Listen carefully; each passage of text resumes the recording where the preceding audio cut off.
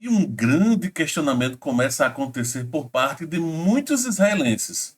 Será que foi um bom acordo? Será que está sendo um bom acordo com o Hamas, esse cessar-fogo? Ou só será um bom acordo para o Hamas em si? É isso que vem acontecendo e que, por sinal, lá em Israel, neste momento, está ocorrendo muitos protestos, tá? Para ter uma ideia, ontem, às 18 horas, todos os dias tem live às 18 horas, tá? Aqui no canal. Eu até já avisei isso. Olha, pessoal, eu não. Até comentei no ao vivo, né? Que não tinha ainda noticiado nada a respeito desse tema de Israel, porque ainda era muito nebuloso e a mídia ocidental, e principalmente a mídia pró-Hamas, tá? Estava fazendo um estardalhaço grande quanto a essa questão. E precisava de mais tempo. Por quê? Porque estava claro, tá? Isso já tinha saído informações quanto a isso. Sábado, claro o quê? Vou deixar bem claro o que ficou claro. Sábado, por exemplo, um interlocutor, tá bom? Do governo já, futuro governo Trump, estava em Israel e Netanyahu, inclusive, teve que antecipar essa reunião nas carreiras, que o cara disse, olha, eu tô indo embora para Catar. Eu vou lá negociar com o pessoal e ou ele me recebe agora, ou algumas dessas exigências que Israel quer vai ter que ficar do jeito que tá, porque o primeiro-ministro não quer me receber. E teve esses bastidores, tá? Como é que eu sei disso? Porque eu acompanho algumas mídias americanas, né? E o pessoal sempre traz esses detalhes e também mídia israelense que é, né, que traz todo esse detalhe. E o fato então ouviu isso, teve uma pressão forte de Trump para que todo esse cessar-fogo aparente aconteça assim como ele disse que iria acontecer, que disse, olha, até o dia 20 tem que ter cessar-fogo, porque senão minha mão vai pesar, tá? Aquele barulho tradicional de Trump. Só que o que é que acontece? Nessa pressão, alguns atropellos começaram a ocorrer para que o Hamas começasse logo a tomar uma decisão. Sabe aquela história de que você começa a fazer uma negociação com alguém e você começa a ceder demais num processo de negociação, qualquer tipo de negociação, e o outro percebe, ele está desesperado para vender essa coisa, então agora eu vou pisar no pescoço. Tem gente que é assim, esse tipo de situação, né? Eu lembro que eu tinha uma farmácia e estava vendendo essa minha farmácia e eu encontrei na negociação alguém assim, alguém que estava querendo pisar no meu pescoço, como dizem, né? Comprar tudo pela metade do preço e olhe lá, estava fazendo um favor para mim. E eu tive que dizer não para essa pessoa porque eu percebi claramente, eu já sabia da intenção daquela pessoa, quem era e que tinha essa característica, mas eu quis ouvir isso. Não, ele não vai fazer isso comigo. É Pablo, ele me conhece. E ele fez igual ou pior, né? Então o Hamas, pelo jeito, percebeu que Israel queria negociar de todo jeito até o dia 20.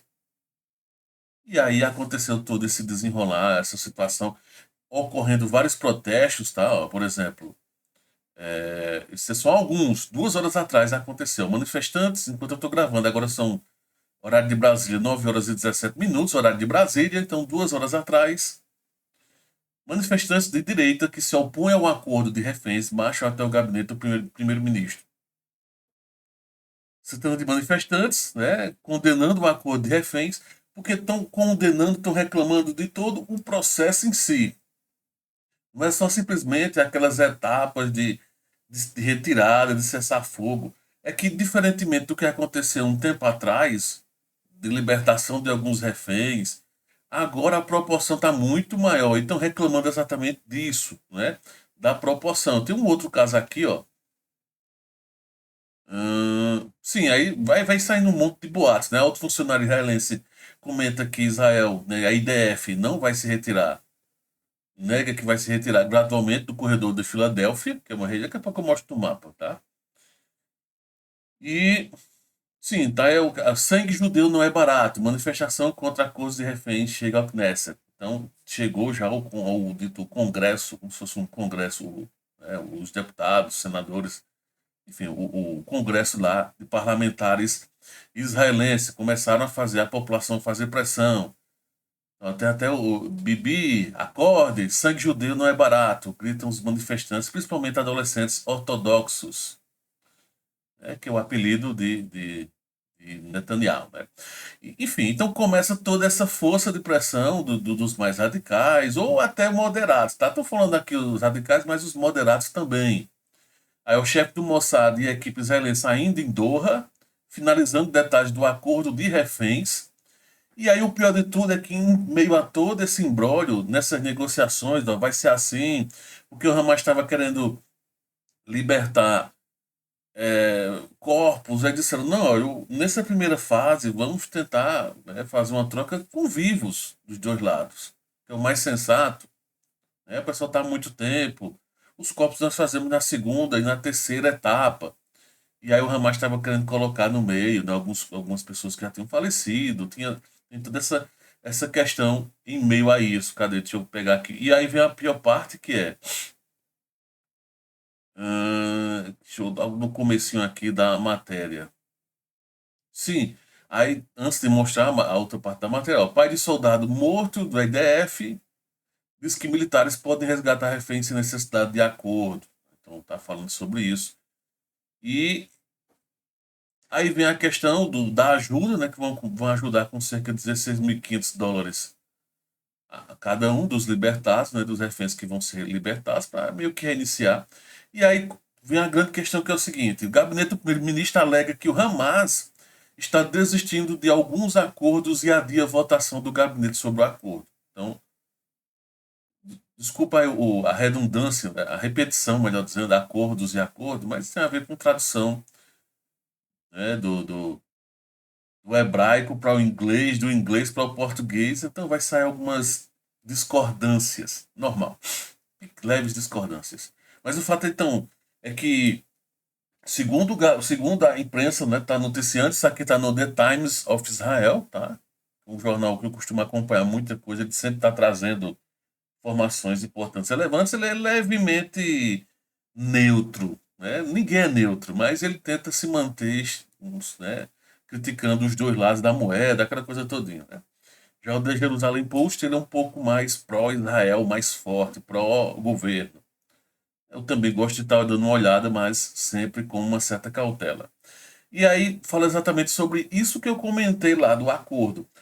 Dá-se a entender claramente que Israel está precisando de fechar esse acordo a todo custo. Foi uma ordem americana. Ficou claro isso, segundo alguns interlocutores, na negociação. E aí os caras estão percebendo, não são uma população comum. Os caras são líderes lá, são as raposas da coisa toda, né? Os que estão. Não são os que estão no fronte de batalha do Hamas. São aqueles que conseguem dinheiro com empresários para manter a infraestrutura e tudo mais. Então os caras estão. Enfim. E alguns acordos se referem exatamente a isso. Um deles é isso que eu comentei. A proporção de pessoas libertadas do lado do Hamas ser maior ainda do que já está, em detrimento também que talvez tenha corpos junto com pessoas vivas nesse primeiro acordo. E a Israel disse, não, isso não foi um acordo. Essa não é a situação que ficou decidida, tem que ser diferente. Então tá aí a situação. E mostrar uma outra parte que é o seguinte. E o outro lado da moeda, né, de tudo isso, que é aquilo que eu comentei das pessoas que estão comemorando. Né? Então, do mesmo jeito que tem familiares e pessoas mais radicais, né, sendo contra esse acordo, dizendo que Israel perdeu, que não deveria ter ocorrido, por outro lado, estão olhando outros, né, alguns familiares, dizendo: oh, que bom, uma grande vitória para tudo isso. Após 15 meses de conflito, Israel e Hamas concordam com cessar-fogo, alguns familiares começam a vibrar. Né? Detalhe é que o foco no acordo está primeiro nos doentes, mulheres, crianças, né, idosos, e numa segunda remessa que estão os homens. Tá? Detalhe é que o Hamas considera como, foi mais de 21 anos, é considerado como soldado para eles. Tá? Então, por isso que tem toda uma pressão maior. E aí Biden até comenta, a pressão apoiada pelos americanos sobre o eixo iraniano ajudou a garantir o acordo de reféns e fim da guerra de Gaza. E tem muitos bastidores aqui que nem imaginamos nesse acordo. Existem alguns acordos, alguns conchavos, puxa de lá, puxa de cá. Olha, você vai fazer isso, mas também vai ganhar aquilo outro. Tem coisas que nem imaginamos, tá? Que tá rolando, que tá acontecendo em meio a todo esse, né, o que nós, simples mortais, réis mortais, sabemos é uma gota d'água em tudo isso, que se resume no papel, né, o que tá escrito é o mínimo possível do que terminou rolando de fato, né? E aí, enfim, depois eu vou deixar o link, inclusive, para caso você queira acompanhar, né, toda a repercussão do The Times, eu vou deixar o link do Times, timesofisrael.com. É fácil você achar mais informações importantes e relevantes. Lembrando que todos os dias, 10 da manhã, meio-dia, 14 horas, 16 horas, tem vídeos gravados. E às 18 horas sempre estou aqui ao vivo trazendo o que tem mais de relevante e importante sobre geopolítica de uma forma geral e conflitos também. Tá bom? Então é isso. Valeu, grande abraço. Sim, deixa a tua opinião, o que, é que tu acha sobre tudo isso? Israel realmente perdeu? Foi vantajoso ou não para Israel esse aparente cessar-fogo? Será que vai durar muito tempo? E aí deixa teu comentário que eu quero saber mais sobre isso.